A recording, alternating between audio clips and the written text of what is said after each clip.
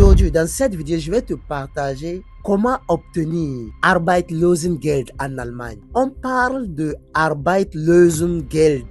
De façon générale, c'est quelqu'un qui avait travaillé pendant une longue période et qui ne travaille plus, qui a droit à certains salaires. Et donc, dans cette vidéo, je vais partager avec toi comment l'obtenir. Quels sont les critères que tu dois faire? Combien d'années est-ce que tu dois travailler avant d'avoir ce Arbeitslosengeld?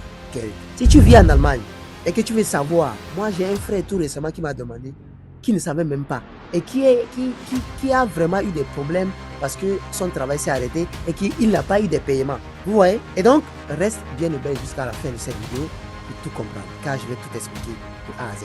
Sans plus tarder, allons droit au but.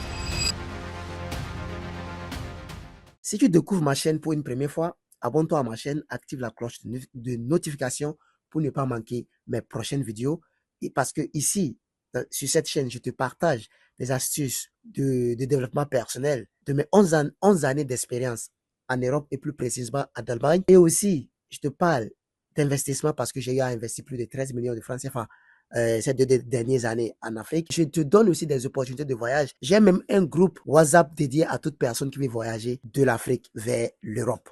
Que ce soit en Europe, en Amérique, en Angleterre, en Asie, en Arabie Saoudite. Il y a toutes les opportunités pour vous. Si vous êtes prêts, cliquez seulement sur le lien qui va se retrouver dans la description de cette vidéo pour intégrer mon WhatsApp gratuitement. Aussi, je vais vous accompagner pour ceux qui ont besoin des conseils, des questions.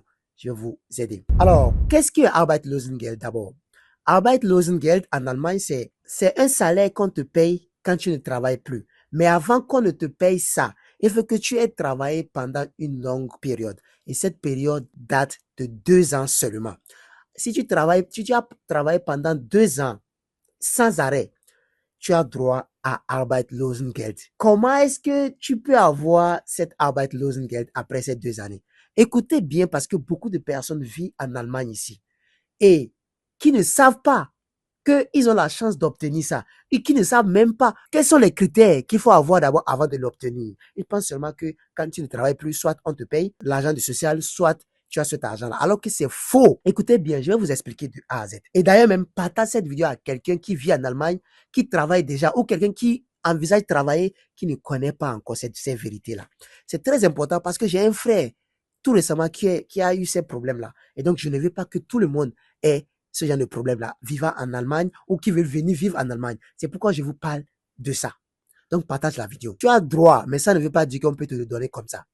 Pour l'obtenir, avant que tu n'arrêtes de travailler, tu ne dois pas résilier ton contrat. Tu dois faire en sorte que c'est la société qui te résilie ton contrat avant que tu ne puisses obtenir Arbeitslosengeld, l'argent qu'on te donne après quand tu perds ton boulot ou bien quand tu ne travailles plus. Si la société te résilie ton contrat, alors on te paye l'argent là, qu'il veuille ou non.